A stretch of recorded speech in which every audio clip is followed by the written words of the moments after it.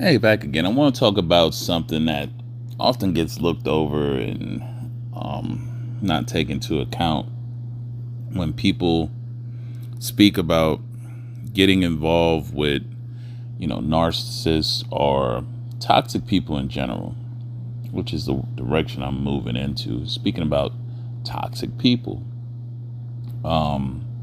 as we know, the word narcissism is starting to get played out. It's starting to be overused for just about anything, right?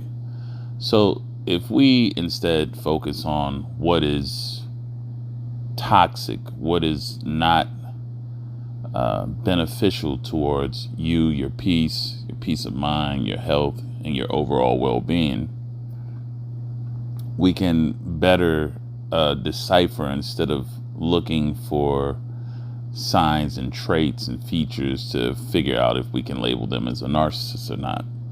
Toxicity is toxicity, period, at the end of the day. And those are accompanied by a set of behaviors that are disruptive and deplete the other person, destroy, deteriorate, you name it. So one of the things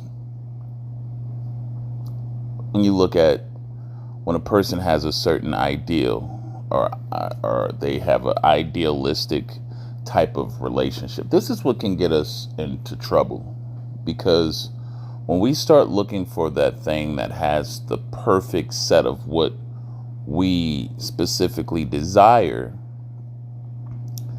and we chase that, it often leads to unrealistic expectations.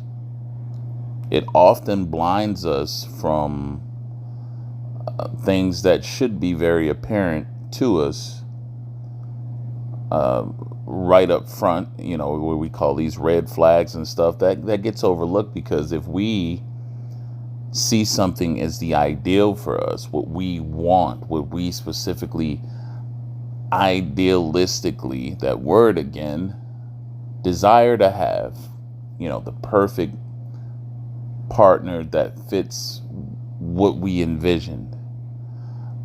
They have this, they have that, they make you laugh, all these things, which can often lead to being superficial at times, again, blinds us from seeing a situation or a person as it really should be. Right? We overlook the toxic traits because maybe they agree with a lot of things you say, or they speak about the same things you speak about. They talk about the same experiences you've went through, and so forth and so on. So you feel that you have something in common, and it looks like, hey, this person is lining up with what you envision in your mind. In reality, oftentimes, it doesn't work that way. A lot of times, the things that's most worth having are more difficult to obtain. Doesn't come very easy. Doesn't just fall right into our laps and present itself exactly the way we envisioned it. When that happens, a person has locked into what they see and have heard from you that you desire and want, and they become that. They become the things in which you have already spoken or shown to them prior, and now they become that thing. They start molding and crafting themselves to be that very thing that you've been speaking about, that you've been saying you've been missing even from prior situations or relationships, etc. They're taking note. And then they mold themselves to being that. And it just seems like, wow, this is just falling right in line. It's not how it goes. Right? There's going to be, to reach a level of where two individuals or a situation can sometimes become compatible it's gonna go through some bumps and bruises. You know, if it starts off too easy, too smooth, something's wrong with that. If there's not any level of friction, disagreement, or anything, something's wrong with that. And so, like I said, when we chase these ideals and these things that we specifically want and desire, we set ourselves up for a big letdown, because oftentimes it's never going to meet your expectation. No, it's not going to meet your expectation, because you're not even judging by the performance in a lot of these instances. You're just judging by what you like, not the specific performance or the output of the individual, which is important. How do they perform? Just like on a job, just like in sports, coaching, whatever. If the performance is not there, typically the job or the position doesn't last for them very long. But in these situations, when we are in it, when we are dealing with some of these things, our emotions get brought into it. You know, and it's like you hear a lot of times people say, well, you can't treat a relationship or anything like a business. Well, it's in everything, to be honest. And if you did, you'd probably save yourself a lot of headache.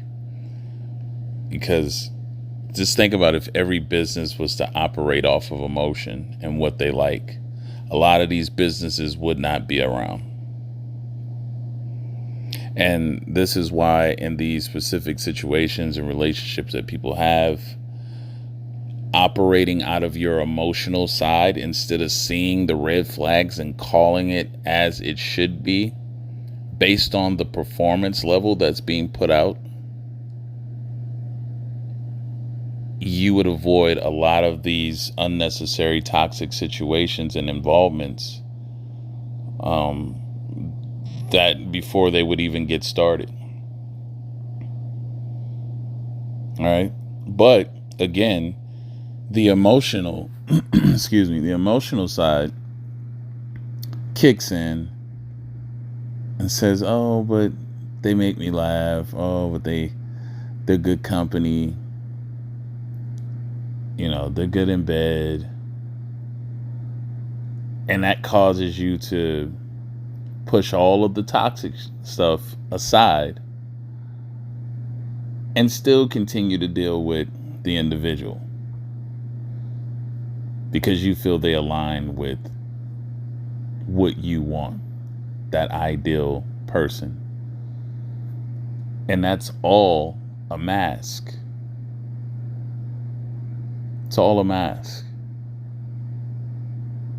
And so leaving that ideal position alone and not feeding into it, dismissing it, and just going at certain things that you have lined up principle-wise, certain things that you have lined up value-wise. You need to align those things up in order to see how that other individual would shape up into your world and you and their world from those bases. You have to get rid of the idealism. You have to shift and alter the expectations, or reassess the expectations that you have when you get involved in these type of situations, and make sure that they're aligning in a realistic manner before you proceed forth. Because if you don't, you'll get swept away in that current of fantasy and illusions. Then when you come out of it, you'll be wondering how the hell you got there in the first place. Because you never had the proper boundaries of reality set up and seeing things from a realistic perspective and not how you envisioned it to be or anything like that, but for what it actually is. Anyway, that's all I have to say for this message. Hit the like, subscribe, share, book a one-on-one, click the link in the description, and email me. Till next time, have a good one.